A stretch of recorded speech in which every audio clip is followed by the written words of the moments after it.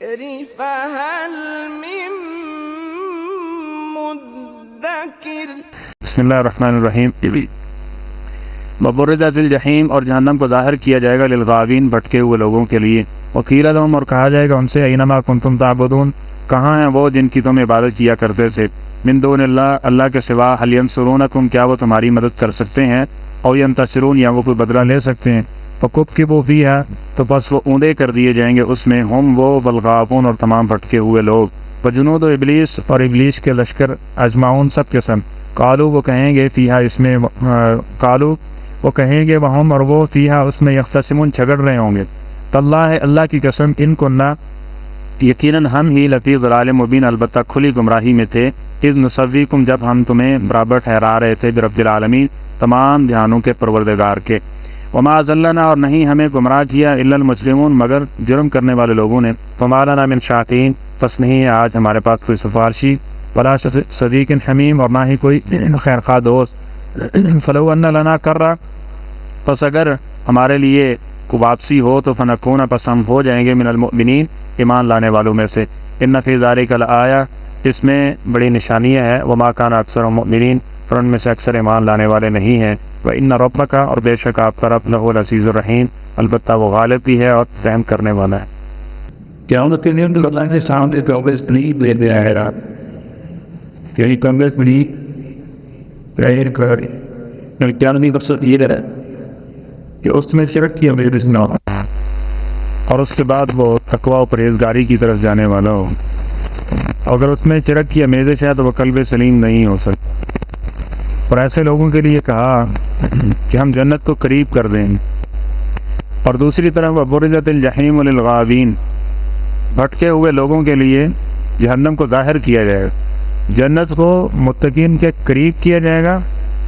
اور جو بھٹکے ہوئے لوگ ہیں ان کے لیے جہنم کو ظاہر کیا جائے گا، جہنم کو قریب نہیں بلکہ فرمایا کہ ظاہر کیا جائے گا۔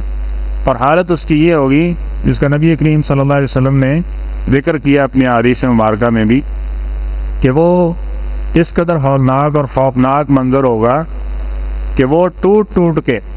اور چھوٹ چھوٹ کے، جس طرح کسی آدمی کو اپنا شکار کرنا چاہتی ہے نا، تو وہ اس طرح جہنمیوں کو دیکھ کے چلائے گی بھی، اور ان کو اپنے اندر جو ہے ہمارے گناہ معاف کروائیں گے، ہم نے جو کچھ کیا کیا سفید، اس سے ہمیں محفوظ کر کے ہم لے کے جائیں گے۔ کہاں ہے وہ، کہاں ہے وہ؟ یعنی قرآن پاک میں جو شرک کے امور ذکر کیے گئے نا، کہ لوگ کس لیے شرک کرتے ہیں، پچھلی سابقہ سبق میں ہم نے پڑھا، لوگ بسا اوقات کھانے کو حاصل کرنے کے، دنیا کے معاش کے لیے شرک کرتے ہیں، شفا لینے کے لیے شرک کرتے ہیں، اس لیے بھی شرک کرتے ہیں کہ قیامت کے دن ہمیں سفارش مل جائے، اور اس لیے بھی شرک کرتے ہیں کہ قیامت کے دن ہمیں یہ رسوائی سے بچا لیں اور جنت کی طرف لے جائے، جہنم سے محفوظ کر لیں۔ ان ساری وجہ سے، ان ساری بنیادوں سے شرک کیا جاتا ہے، اور اس کی وجہ سے پھر وہ کیا کرتے ہیں، لوگ ان کے نام کی قربانی بھی کرتے ہیں، ان کے نام کی عبادت بھی کرتے ہیں، اور ان کے جو آستانے اور تھان بن گئے ہیں وہاں پہ ان کی عبادت کی دیگر صورتیں بھی بجا لاتے ہیں، جس میں طواف بھی ہے، رکوع سجدہ بھی ہے، قیام بھی ہے، قربانی بھی ہے، یہ سارا کچھ اس لیے ہو رہا ہے۔ تو قیامت کے دن ایسے لوگوں سے کہا جائے گا اینما کنتم تعبدون، جن کی تم عبادت کرتے تھے، کدھر ہیں وہ، لے کے آؤ انہیں، من دون اللہ، اللہ کو چھوڑ کے، اللہ کو چھوڑ کے جن کی تم عبادت کیا کرتے تھے۔ هل ینصرونکم او ینتصرون، کیا آج وہ تمہاری مدد کر سکتے ہیں؟ نہیں کر سکتے، یقینی بات ہے۔ لمن الملک اليوم، وہاں تو یہ آوازہ بنے گا نا، ابھی آغاز ہوا ہے تو اللہ پوچھیں گے بتاؤ آج ہے کوئی اللہ کے سامنے کھڑا ہونے والا یا اللہ کی کوئی برابری کرنے والا؟ سارے کہیں گے للہ الواحد القہار، سمجھ آ گئی ہے ساری کہ اس زمین کا اور اس کائنات کا اکیلا خالق اور مالک کون ہے، وہ اللہ کی ذات ہے، ٹھیک ہے۔ اور آگے فرمایا او ینتصرون، دوسری حالت یہ ہے، یہ تو اپنی بھی مدد نہیں کر سکتے، آج ہم پکڑیں گے تو خود بدلہ لے لیں۔ دنیا میں تو کہانیاں سنایا کرتے تھے نا، ہم یہ کر دیتے ہیں، وہ یہ کر دیتے ہیں، ایسے ہو گیا ویسے ہو گیا، ہمیں ان کو ہم پکڑنے لگے، یہ بدلہ لے سکتے ہیں ہم سے، کوئی انتقام لے سکتے ہیں تو کریں۔ تو اللہ فرماتے ہیں فکبکبوا فیہا ہم والغاوون، پہلے جو معبودان باطلہ ہوں گے ان کو الٹا کیا جائے گا، اور اس کے بعد جتنے بھی ان کی پیروی کرنے والے ہوں گے ان کو الٹا کر کے جہنم کے اندر پھینکا جائے گا۔ فکبکبوا فیہا، اس کے دو مفہوم مفسرین نے ذکر کیے ہیں، ایک کیا کہ ان کو گھٹنوں کے بل، ٹھیک ہے، جس طرح ایک مجرموں کے ہاتھ بندھے ہوتے ہیں نا، اور ہاتھوں کے اندر بیڑیاں ہیں، اور پاؤں کے اندر بیڑیاں اور ہاتھوں میں ہتھکڑیاں ہیں، اور اسی طرح وہ گرتے ہوئے ان کو پھینک کے کھینچ کے جہنم میں پھینکا جا رہا ہے۔ اور دوسرا یہ ہے کہ ان کو جس طرح قرآن پاک میں بھی اور نبی کریم صلی اللہ علیہ وسلم کی حدیث میں بھی اس کا ذکر ہے، ان کو اوندا کر دیا جائے گا اور یہ سر کے بل چلیں گے، ٹھیک ہے، اس طرح ان کو جہنم کے اندر پھینک دیا جائے گا۔ اور فرمایا وہ جنود ابلیس،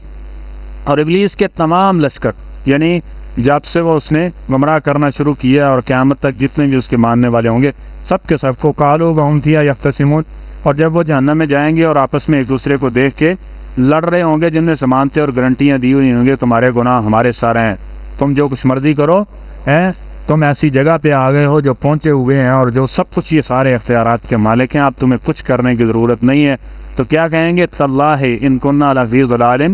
مبین، اللہ کی قسم ہے گمراہ ہم تھے، گمراہ ہم تھے کہ کیا کرتے تھے؟ اذ نسویکم برب العالمین، جب ہم یہی فرق نہ کر سکے کہ رب العالمین کون ہے، تمہیں ہم نے رب العالمین کے برابر ٹھہرا دیے۔ تو دنیا میں یہ فرق کرے نا، یہ چیز سمجھے کہ رب کے برابر کون ہو سکتا ہے، جب برابر کوئی نہیں ہے تو پھر عبادت کے لائق کون ہو سکتا ہے، ٹھیک ہے۔ جب یہ نہیں سمجھے گا تو قیامت کے دن یہ تو سب کچھ ہوگا،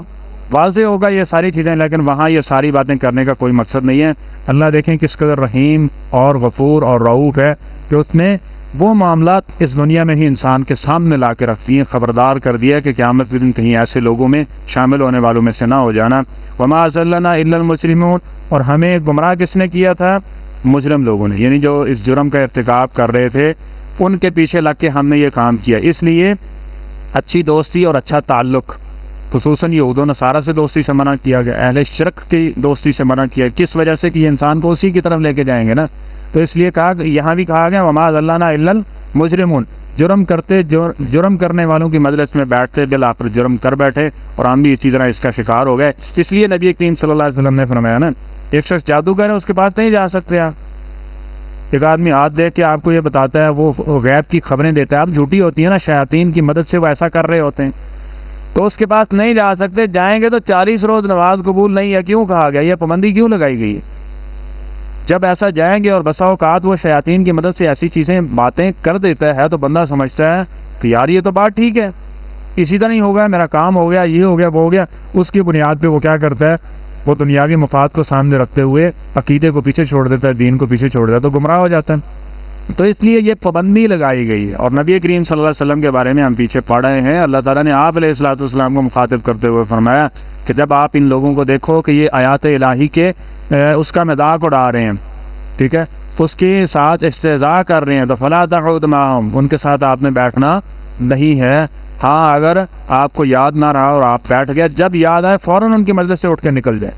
ٹھیک ہے، حتیٰ کہ یقول فی حدیث غیر ہی، یہی ہے کہ وہ اپنی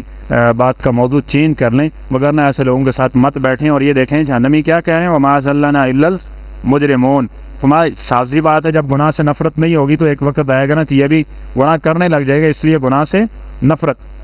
فما لنا من شافعین، تو کیا کہہ رہے ہیں کہ ہمارے لیے آج کوئی سفارشی نہیں ہے، ولا صدیق حمیم، اور نہ ہی کوئی ایسا دوست کہ جو ہمارے ساتھ خیر خائی کا معاملہ کرنے والا ہو یا ہمیں کوئی فائدہ دے سکنے والا ہو۔ فلو ان لنا کرہ،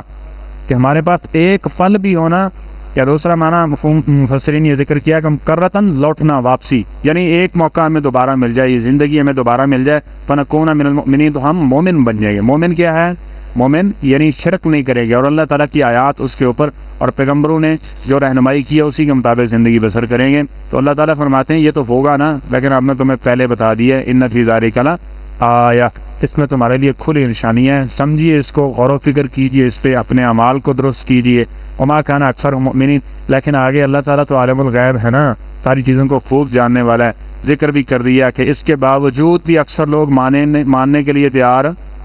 نہیں ہوں گے، نہیں مانیں گے اس چیز کو۔ لوگ اکثر سوال کرتے ہیں کہ یہ قرآن اور حدیث یہ سارے لوگ پڑھتے ہیں، تو اس کے باوجود یہ کیوں چل رہا ہے؟ تو قرآن پاک میں یہ کہا گیا ہے کہ وما یؤمن اکثرهم باللہ الا وهم مشرکون،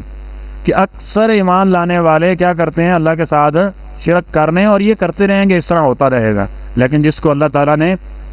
قلب سلیم عطا کر دیا ہے، اور وہ شخص اللہ تعالیٰ سے رو رو کے ان چیزوں کی دعائیں کرتا ہے کہ اللہ مجھے صراط مستقیم عطا کر دے، تو یقیناً اللہ تعالیٰ بہت مہربانی کرنے والے ہیں، جس طرح کہ یہاں بھی ذکر کیا کہ وَإِنَّ رَبَّكَ لَهُوَ الْعَزِيزُ الرَّحِيمُ، تمہارا رب وہ بہت غالب بھی ہے اور بہت رحم کرنے والا بھی ہے۔ اللہ تعالیٰ ہمیں صراط مستقیم کا فہم اور اسی پر استقامت نصیب فرمائے۔